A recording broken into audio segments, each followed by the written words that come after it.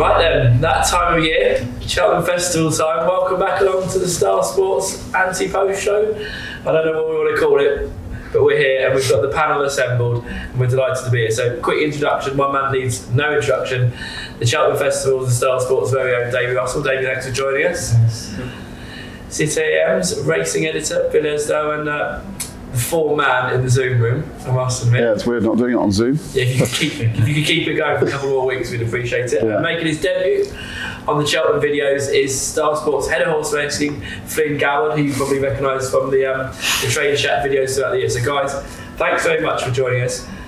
Let's not mess about, let's get straight into it. We'll get straight down into the Supreme, quick show of betting, and then we'll have a chat through and try and find the winner. 9-4 favourite Constitution Hill, 3-1 Dysart Dynamo, 130 Sir Gerhard, 9-2 Jonbon, 8 Kilcrop, 10 Mighty Potter, 14 State Man. We could go on and on and on, but I'm going to come straight to you, Davey, for one specific reason. My main question throughout every race at the festival comes in the first race, right?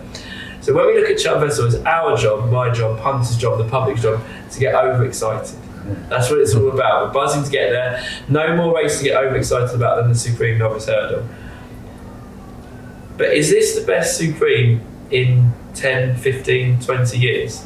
Because your job is to remain level-headed. It's just another race. You can't get ahead of yourself. You've got 28 to ride in, and you ride all day, every day. But we're getting overexcited. But for someone whose job is to remain grounded, is this as good as it looks on paper?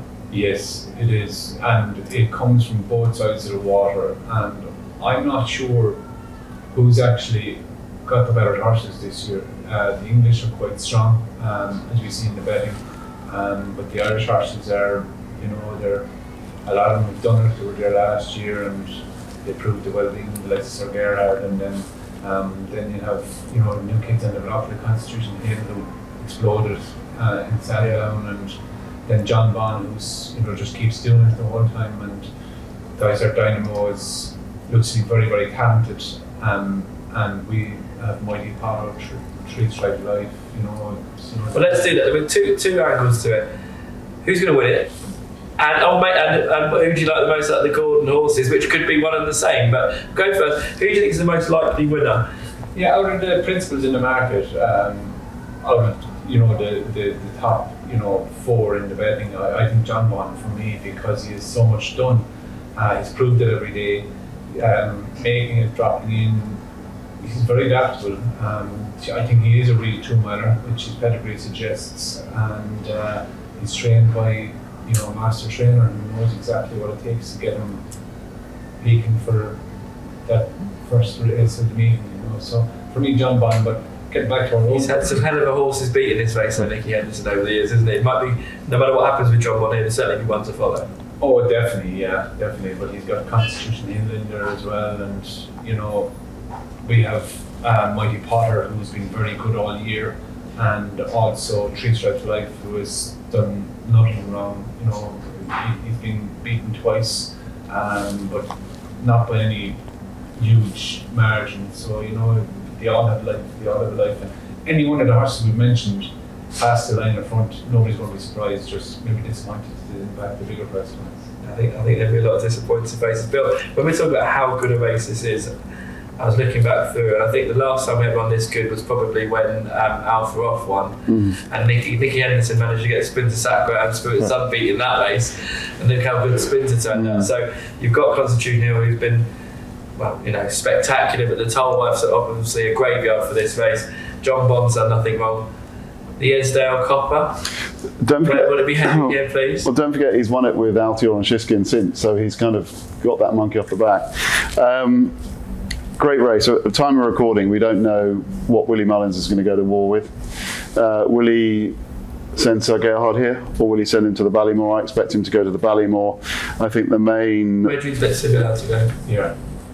Yeah, so there we go. I expect him to go Ballymore, and I expect Dysart Dynamo to go here. Nicky's two, Constitution Hill and Jonbon. I agree with what Davey says about Jonbon having the match practice. He's the only one of the leading contenders to have had to have come off the bridle. Haydock last time, he really had to knuckle down, and that will stand him in good stead because he's now had a battle. None of the others have had to. I mean, Constitution Hill hasn't had to come off the bridle. That's the slight niggle with him, but he looks a monster.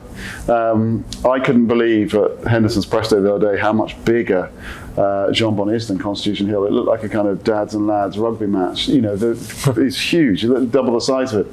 That's normally be the dads. yeah, exactly. And I think the lads might be the dads here. I think Constitution Hill. If I could go with one now, I think if you were on him at 9-4, you probably got a good bet. Perfect. Right, Flynn, welcome to the party. Thanks for joining us. What have we seen money for? What have we laid at big fancy prices? And then what are you keen to try and take on here and why? Well, I think that Jonbon will go off favourite. He's got the. Jonbon will go off favourite? He will, yeah. Yeah, he's got the form in the book already. That form of Haydock last time, he actually was giving my eye weight, whereas Constitution Hill first time out was on the other end receiving the weight. So I think that will kind of click with punters. In terms of what we've laid at bigger prices, Dysart Dynamo has been laid at 16-1. That was in December last year. Laid all the way down to 4-1. Of the front two in the market, we've not actually laid Constitution Hill. Would be a good winner in the book for us, ante-post.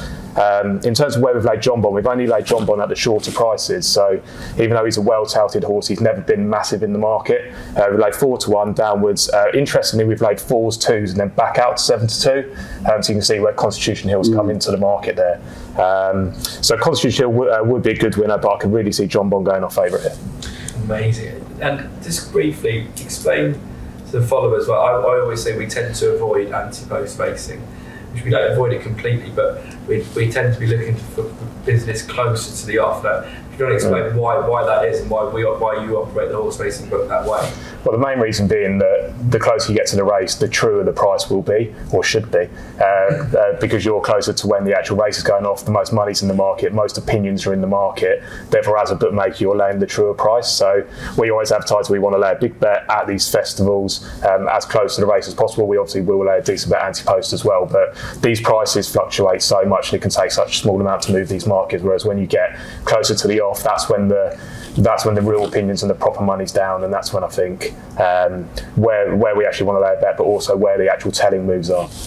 Perfect. Right. One horse we haven't mentioned is Kilcut. That's exactly there you go. Well done. I was interested in Davy's view on Kilcut. You looked at this a year ago, you would have thought this can't be going off that price. Yeah, I suppose it just highlights how competitive the maiden hurdles are. He got beaten, his first couple of starts, but as it turned out, we'll be speaking later on over different races, the type of horses he got beaten by. So, look, Manila Crooner and Journey With Me. I remember Champagne Fever getting pretty well beaten in January. Yeah, he came out all those years ago. I wouldn't be worried about, we'd say we'd call it form, but he's got beaten a couple of times, but he's got beaten by some very good horses. So, and then, as we all know, Willie's horses,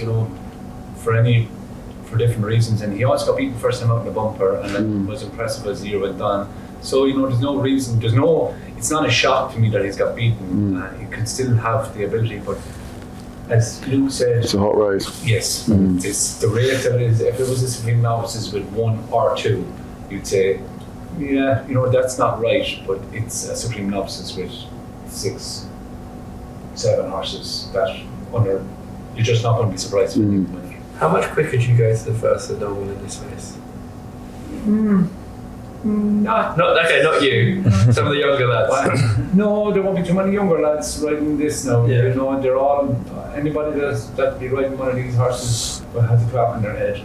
So no, you must remember, look, a horse can only go so fast. I know that. Believe me. I'm not quite sure there is going to be huge competition for the lead. So. I think if something is going too... I think the field size has something to do with it too. Yes, correct. Because we had a weird year last year with a small field, and the year before was the smallest field. If it returns to an old Supreme field of 14, 15, 16 runners, you're going to get... You look at those front 4 though, and 4 of the best horses have had it in years. They might scare them off, yeah. I don't really fancy that, rather than run somewhere else or running a handicap perhaps. Yeah, it's just, look, someone is going to have to lead, and I'm not quite sure what... sitting here, we're a long way away. Probably won't even try to make up my mind until we get to the start. What and where the pace angle will come from. But You see, that's the beauty of Jonbon and the likes. They're all adaptable to any situation, and I think that is the key to a very good horse. Is that good horses find a way. Jonbon can lead as well, can't he? well, he can, and so can Dysart Dynamo. You know, and then you get into Dysart lead, I would have thought. You'd imagine so, and then who's going to sit second? You know, he gets loose down the straight the first time. But 10 minutes in, we've not made it any easier or any more straightforward with that. I think that sums up this race perfectly, because I mean, there's some brilliant matchups during the festival. I literally cannot wait for this race. There could be 4 superstars within a year, 2 years, running in all sorts of things, from Gold Cups, etc., etc. Whatever wins it, I'm sure this will be a great race. And for the record books, Jonbon, Yeah. Constitution Hill. Jonbon. Dysart Dynamo. That's the Supreme. Thanks, chaps.